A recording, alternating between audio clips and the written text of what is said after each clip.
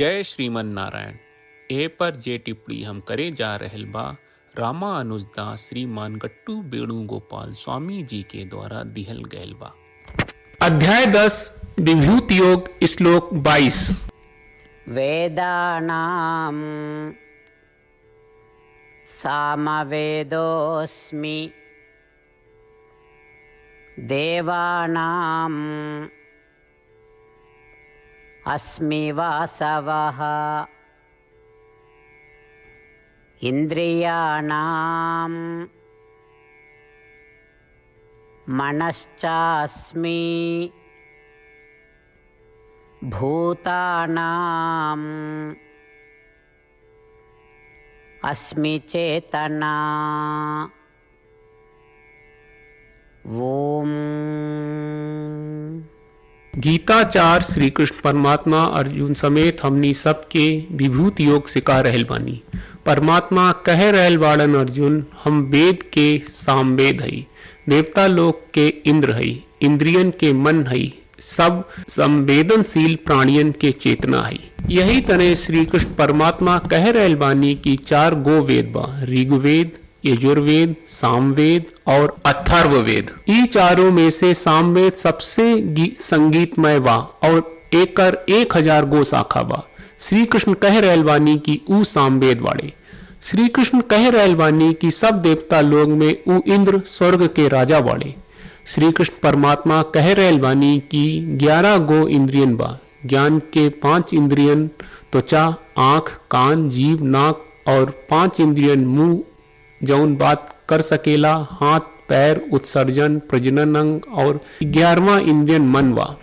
11वीं इंद्रियन मन के सहारे बिना 10 इंद्रियन काम नहीं कर सकत। यही से इंद्रियन में मन के प्रभुत्व मानल जाला। और श्री कृष्ण परमात्मा कह रहल बाड़न कि ई 11वीं इंद्रियन में से वही मन बा। श्री कृष्ण कह रहल बानी कि उस सब प्राणी के बुद्धि है। हमनी के श्री कृष्ण परमात्मा के उपदेश के याद कहल जाए और जब भी सामवेद सुनल जाए, जब भी इंद्र के नाम सुनल जाए, जब भी मन और बुद्धि शब्द सुनल जाला और जब भी हमनी के मन और बुद्धि के एहसास होके ता हमनी के याद रखे के चाहिए कि श्री कृष्ण परमात्मा के चिंगारी ओ पहलुअन में बहुत ऊंच बा। यही से श्री कृष्ण परमात्मा आ श्रीमन नारायण के लगातार याद करे की कोशिश करत हम श्री कृष्ण परमात्मा के वचन के श्लोक के रूप में दोहरावे की कोशिश करत बानी। वेदानां सामवेदोऽस्मि देवानां अस्मि वासवः इन्द्रियाणां मनश्चास्मि भूतानां अस्मि चेतना। श्रीमन्नारायण करिष्ये वचनं तव। सर्वं श्रीकृष्णार्पणमस्तु। जय श्रीमन्नारायण। श्रीमद् भगवत गीता का पूरा सार श्री कृष्ण परमात्मा ने अध्याय 18वें के श्लोक 65 से 70 में 8 काम करे खातिर दिले बाड़े। श्री कृष्ण कहले, हम ओ लोगन से प्रेम करनी जो लोग इन 8 बातन के मान तारे। हम ओ भक्तन के हर तरह से रक्षा करब। श्री कृष्ण परमात्मा के द्वारा बोलल गईल संपूर्ण भगवत गीता सुनला के बाद अर्जुन कहले, करिष्ये वचनम त्वा, जेके मतलब बा कृष्ण मैं वही करब जौन आप कही। यही कारण बा श्री कृष्ण अर्जुन के हर तरह के सफलता आ विजय प्रदान करेले। आई परमात्मा के आपन व्रत देई कि हमनी के ये 8 गौ कर्म के पालन करी जा। ई वचन परमात्मा के देवे से बड़न कौनो पूजा, तपस्या, यज्ञ नहीं। हम 8 प्रण कहब जौन हमनी के करे के चाहिए। आप सब कृपया इन्हन के आपन दिमाग और दिल में सोची। श्री कृष्ण के आपन वचन देवे के ई तरीका में हमनी सबकी कल्पना करे के चाहिए कि श्री कृष्ण का चेहरा खुशी से चमकत बा और खुशी के एहसास करत बा। जय श्रीमन नारायण। यहाँ हमनी के 8 वादा बा। हमनी के पहला वादा, हे श्रीमन नारायण, आपका निर्देश के मुताबिक हम हमेशा तोहार ध्यान करब और तोहार बारे में सोचब। हमनी के दूसर वादा, हे श्रीमन नारायण, आपका सलाह का अनुसार हम हमेशा आपका भक्त रहब। हमनी के तीसर वादा, हे श्रीमन नारायण, हम आपन सब काम तोहरा सेवा के रूप में और तोहरा संतुष्टि खातिर करब।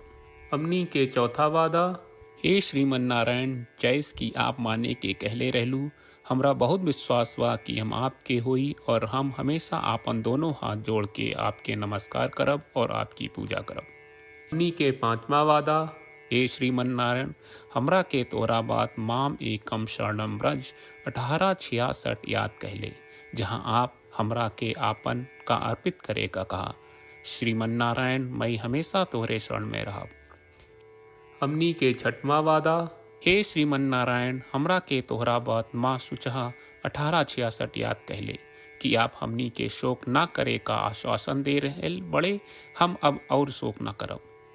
हमनी के सातवां वादा, हे श्रीमन नारायण, आपने हमरा खातिर श्रीमद् भगवत गीता के वितरण करके हम सबके कृपा कहले और आशीर्वाद दहले बा। हम वादा करत बानी कि रोजाना कम से कम एक श्लोक पढ़ब या सुनब। हमनी के आठवां वादा, हे श्रीमन नारायण, आप गीता के पूरा मानवता तक ले गयलू। हम गीता में आपके दिव्य वचन के उन भक्तन तक पहुँचावे के प्रयास करब जे गीता से अपरिचित बा। हे श्रीमन नारायण, हम उई करब जौन तू करे का कहब। हम ऐसन व्यवहार करब जैसन आप चाहत बानी और हम खाली आपका खातिर काम करब। श्रीमन नारायण के रोज आपन वचन देहल कि हम उइस करब जैस आप कहत बानी, ई अपने आप में बड़न पूजा बा।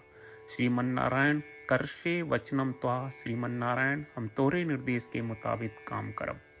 सर्वम श्री कृष्ण अर्पणम अस्तु। जय श्रीमन नारायण। वेदानां सामवेदोऽस्मि, देवानां अस्मि वासवः, इन्द्रियाणां मनश्चास्मि,